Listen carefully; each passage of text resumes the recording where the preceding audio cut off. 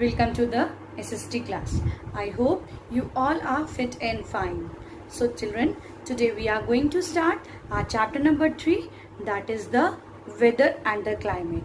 So let's see the definition of the weather and the climate. Weather is the state or condition of the atmosphere at a place over a short period of time. It can change very few hours in the course of a day. As you can see, the clear sky in the morning, cloudy in the evening, as raining in the morning and bright and sunny afternoon. Let's see the climates. Climate is the average weather condition over a long area across a longer period of time. I hope you have understood the definition of the weather and the climates. Now we are switching on to the next topic, that is the factors influencing climates. Among climates we have many factors, but among these are the important factors which affects the climate. So number 1 is the latitude, number 2 is the altitude, number 3 distance from the sea, number 4 humidity and precipitation, number 5 the wind. So let's have the brief descriptions of all these factors which are influencing the climate. So let's discuss with the number 1, that is the latitude. Latitude lines means to say the latitude lines. Yes, the distance from the equator. As I have shown you, the sun is focusing the earth. Places which are near to the equator are hotter, and if we go further up and up, the temperature will go increasing. And so this way the lines of latitude also affect the climate. So students, now we are going to discuss the altitude. Altitude is the distance of a place from the sea level. As you all know, temperature decreases with the altitude. For examples, during the summers, the northern plains people used to travel to the hill station. Over the plains have the temperature of about 40 degrees Celsius to 45 degrees Celsius. But in the hill stations, the temperature of the place remains from 20 to 25 degrees Celsius. As such, due to this reason only, the people of the northern plains travels to the hill stations during the summer vacation. As you can see, the places near the sea levels, the places which are near the sea levels have the moderate climate, and there is neither too hot nor too cold. On the other hand, the places located to the extremely interior, here you can see they have the extreme climate. They are very hot during the summers and cooler during the winters. Why this happens? As you can see, the southern part of India is totally covered with the waters. When the sun rays falls on this water during the summers, cool winds blow from there, and the hot winds takes the place. And in the winters, when the sun rays is there, it is getting cooler.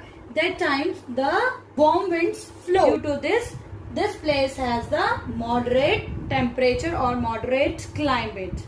Thus the places along the coast are warmer in winters and cooler in summer. Now the number 4 is the humidity and the precipitation. As you all know that our atmosphere contains the water vapor. The amount of water vapor, यानी कि जो भी amount of water vapor present होता है atmosphere में, to that we call the humidity. Are you getting?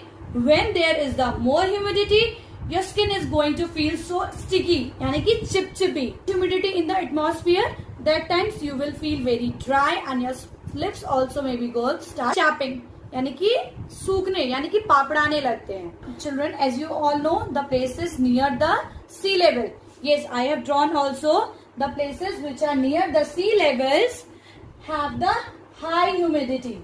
Why they are having the high humidity?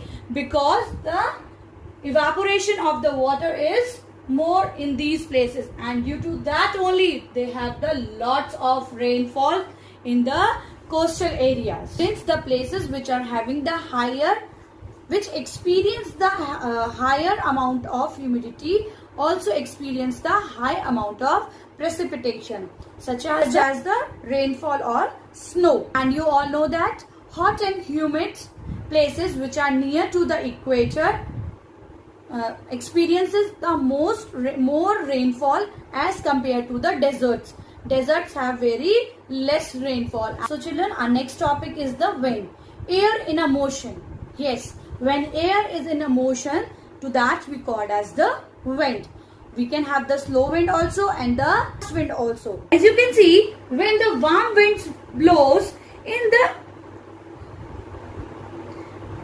children, as you can see, when the warm winds that blow in from the sea are full of moistures. When the warm winds are flowing, they are full of moistures, and due to which they brings the lots of rainfalls in the coastal areas.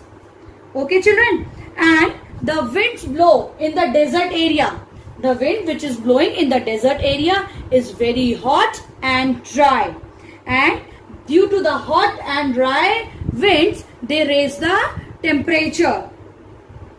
Yes, as you can see, as you can see the hill station which are near to our Bareilly, as you can see in the winters a very cold winds used to come from there, and we used to say कि वहाँ पर शायद snow पड़ी होगी. That's why our place is also getting very much cooler. Yes, this is the phenomena of the wind which affects the climate. Due to the cold winds and due to the hot winds, the climates of the place changes. So children, now we are going to discuss the very important topic of this chapter, that is the heat zone of the earth. As you all know that the part of the earth receives the same amount of sunlight from the sun. Due to its spherical shape and its tilted axis, some part receive more heat and some receive less heat. So on this basis only we are going to see that how the amount of heat is received, and on this only the earth is divided into the 3 zones. The number 1 is the torrid zone, temperate zone and the frigid zone. Now let's study with the help of the slides the 3 different types of zones. So let's start with the torrid zone.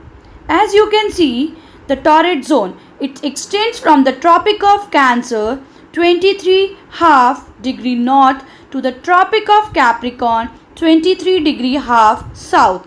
This is the hottest zone as it receives the direct rays of the sun. In the torrid zone, the summers are hot and the winters are warm. So now let's discuss the temperate zone. It lies between the Tropic of Cancer and the Arctic Circle in the northern hemisphere, and between the Tropic of Capricorn and the Antarctic Circle in the southern hemisphere. As the angle of the sun rays in this region is slightly slanting, it receives less heat than the torrid zone. This region enjoys the moderate climate. Now let us discuss with the frigid zone. It lies between the Arctic Circle and the North Pole in the northern hemisphere, and between the Antarctic Circle and the South Pole in the southern hemisphere.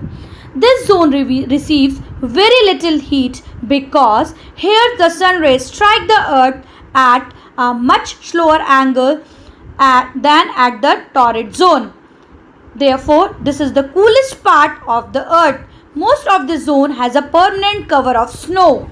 I hope students you have understood about the difference between the weather and the climate and the factors which are affecting the climate, and you might have also understood about the heat zone of the earth.